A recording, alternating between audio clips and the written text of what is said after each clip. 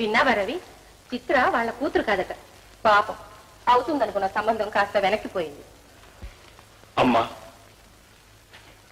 చిత్రం నేను పెళ్లి చేసుకుంటానమ్మా. నువ్వు పెళ్లి చేసుకుంటావా రవి? అవునమ్మా, చిత్రం నేను చేసుకుంటాను.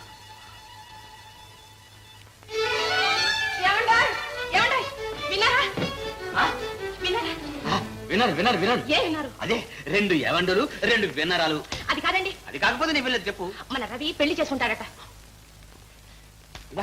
రవే పెళ్ళే అయితే 30,000 బ్యాంకులో పడేటే వెంటనే వెళ్ళి జడ్జి గారి అమ్మాయి ముహూర్తం పెట్టి అవసరం. మీ జడ్జి గారి అమ్మాయిని కదండి, మరి పరంధామయ్య గారి అమ్మాయిని. 40,000 పరందమయ్య? ఏ పరందమయ్య? మన ఇంటి పక్కన పరందమయ్య. వాడి చొక్కా కూడా లేదే. వాడేలా బాబోయ్, కొంప ఊడిపోతుంది. వెంటనే వాడిని ఖాళీ చేయించవలసిందే. ఇప్పుడు వస్తాను.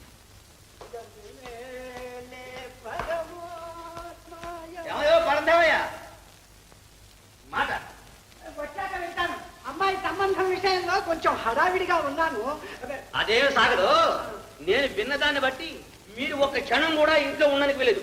ఇల్లు ఖాళీ చేసి బయటికి వెళ్ళవలసిందే. ఏం విన్నారు? నువ్వు వేస్తున్న ఫిట్టింగ్ మా అబ్బాయిని మంచి చేసుకుని మీ అమ్మాయి నుంచి చేద్దాం అనుకుంటున్నావుగా. నీ ఎద్దగొట్టమే కాకుండా జడ్జి గారి కట్నం ఎందుకు పాడు చేస్తావు? ఇంతకీ అమ్మాయి నీ కూతురు కదటగా. చిత్తం కాదు.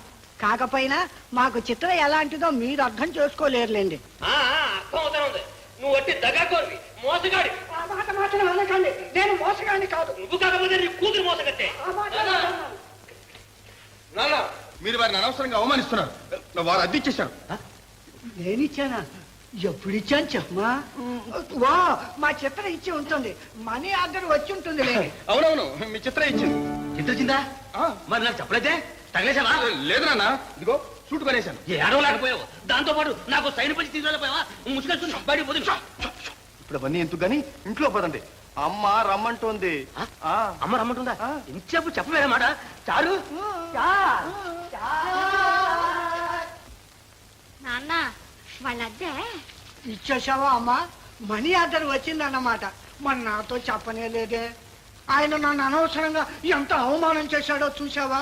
పాపం సమయానికి అబ్బాయి వచ్చి అడ్డుపడ్డాడు. ఏదో మరో సంబంధం ఉందని విన్నాను. పోయి కనుక్కొస్తాను. లేకపోతే మీ అమ్మ నన్ను స్థిమితంగా బతకనివ్వదు.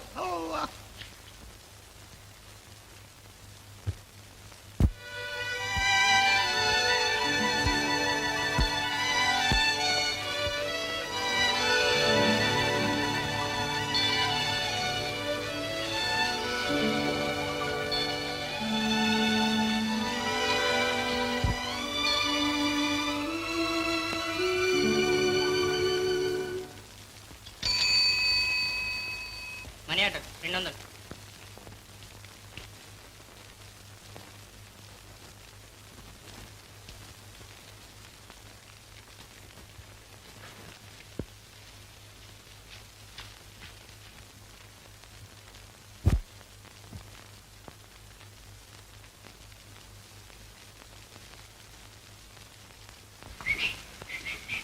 ఏమండోయ్,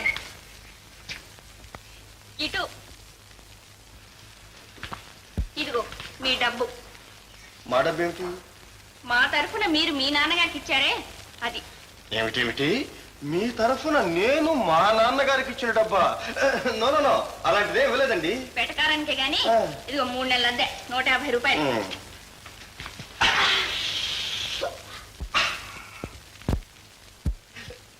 ఐఎమ్ సారీ. అలా కూర్చోలేక పెట్టుకో.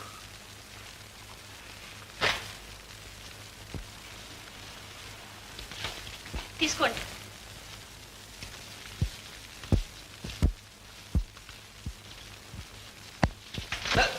రసీదు తీసుకొస్తాను, కూర్చో. మా అమ్మ తిడుతుంది, నేను వెళ్ళాలి. మీ అమ్మ తిడితే ఇక్కడికి ఎందుకు వచ్చావు? కూర్చో. వద్దులేండి, రసీదు తర్వాత మా నాన్నకి. అయ్యో, నాకు అసలే మతి మరుపు. మళ్ళీ రభస అవుతుంది. చిత్ర, కూర్చో కూర్చో.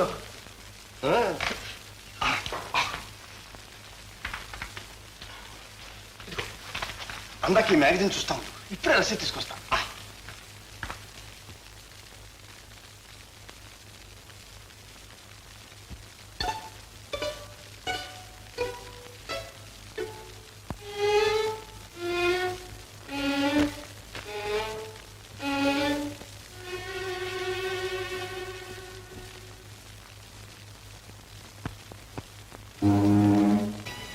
పేదవాళ్ళం మీ ఇంట్లో ఉంటున్నామనే మీరు ఇంత చులకనగా చూసేది. పొరపాటు పడుతున్నావు చిత్ర. అభిమానించుకునే వాళ్ళని ఎవ్వళ్ళు అవమానించారు.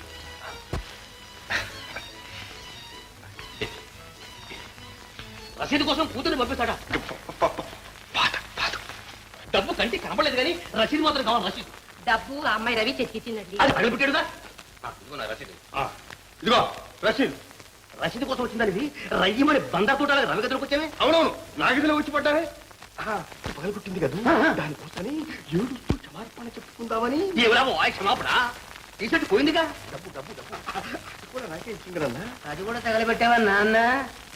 ఈశ్రోమని ఇంకా అలా నిలబడ్డామే. దయచేయి దయచేయి. అవునవును, ఇంకెంత నుంచున్నావు? దయచేయి దయచేయి. ఇదిగో మీ నాన్నతో చెప్పు, ఇక నుంచి అద్దె బకాయి పడ్డారో ఇంట్లో నుంచి నేనే వెళ్ళగొడతా. నుంచి మీ బాధ్యత అంతా నాదే. వెళ్ళు. బాగా చెప్పారు నాన్న. అంత గట్టిగా చెప్పాడు కనుకే అద్దె నిమిషాల మీద వసూలైపోయింది. ఆ మట్టయ్య గడికి 40 రూపాయలు మెత్తపడావు అనేకల్లా. నేనా ఫస్ట్ ఇవ్వన్నా. చూసావా అబ్బాయా మజాకే. నీ కొడుకేగా. చూచారు మన రవి ఆ అమ్మాయిని పెళ్లి చేసుకుంటాడన్నదే. అది నిజం కాదంటాను. ఒకవేళ నేను భ్రాంతి పడ్డానేమో. అంతేనే, నువ్వు భ్రాంతో బ్రహ్మో ఏదోడు పడి ఉంటావు అంతే. నా కొడుకు సంగతి నాకు తెలవదు. పులికడుపుని పిల్లి పుడుతుందా ఎలక పట్టగా? అవునవును, ఎలుకే పడుతుంది. ఇదేమిటి ఎలా మాట్లాడాను చూడు. నీతో మాట్లాడుతుంటే నా బుర్ర రిటైర్ అయిపోతుంది. ఇప్పుడే వెళ్తాను, జడ్జి గారి అమ్మాయిని ఫిక్స్ చేస్తాను. ఆ 40,000 రూపాయలు అలా బ్యాంకులో వేసి ఇలా దాకా అవుతాను. ముందు ఆ పని చేయి. ఎక్కడికి వెళ్ళావే ఎంతసేపు? ఈడొచ్చిన పిల్లవి ఇష్టం వచ్చినట్టు తిరుగుతూ ఉంటే రేపు పెళ్ళి అవ్వక్కర్లా? పెళ్లి చేసుకోండి. ఈ రోజుల్లో చాలా మంది ఆడవాళ్ళు పెళ్లి చేసుకోవట్లే. ఎవరైనా ఉంటే ఉండండి, నా కూతురు మాత్రం అలా ఉండటానికి వీల్లేదు. ఇలాంటి మాటలు వింటే నాకు ఒళ్ళు మండుకొస్తుంది. అసలు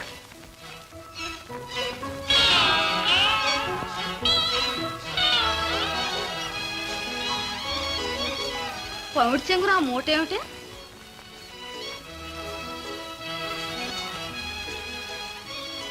అంత డబ్బు ఎక్కడిదే నీకు? ఎవరిచ్చారే? సర్లేవే, ఎవరిస్తారు? పోస్ట్ ప్యూన్ ఇచ్చాడు. నాన్నకి డబ్బు వచ్చింది. ఓ, డబ్బు వచ్చిందా? అయితే ముందు వెళ్ళి వాళ్ళ అద్దె వాళ్ళ ముఖాన్ని కొట్టిరా పో. వెళ్ళు, వెళ్ళమంటుంటే.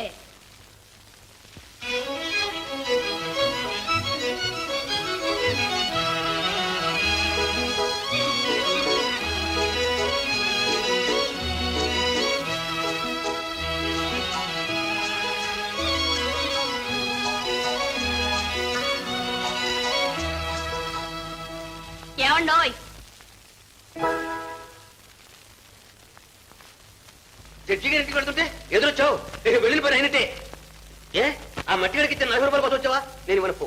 ఒరే రవి, నేను ఇవ్వను పో. ఒరే రవి. నాన్న, నేను విడిచిన స్లాక్ నువ్వు తొడిగావేమిటి? నీకేం బాగలేదు. అన్ని నీకే బాగుంటాయి మహా. రై, ఈ పిల్ల మట్టి గడికి ఇచ్చిన 40 రూపాయల కోసం వచ్చింది. ఇచ్చావు, జాగ్రత్త. అన్నేస్తా. నేనెందుకు ఇస్తాను నాన్న? అదంతా నేను చూసుకుంటారుగా. నువ్వు వెళ్ళు.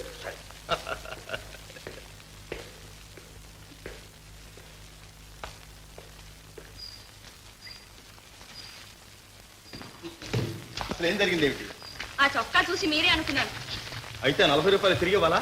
కాకపోతే మేము వాళ్ళ. సరే, ఇప్పుడు మీరేగా అన్ని చూసేది కనుక్కునేది. అంటే అంటే అద్దె తీసుకోవడం, అద్దె వారికి కావాల్సిన సదుపాయాలన్నీ చేయటం. అవునవును, మనమే. అయితే ఒకసారి రండి. పదండి.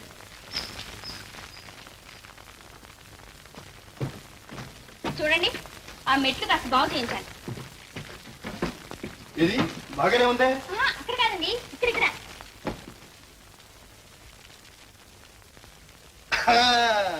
ఇక్కడ అనుకుంటాను.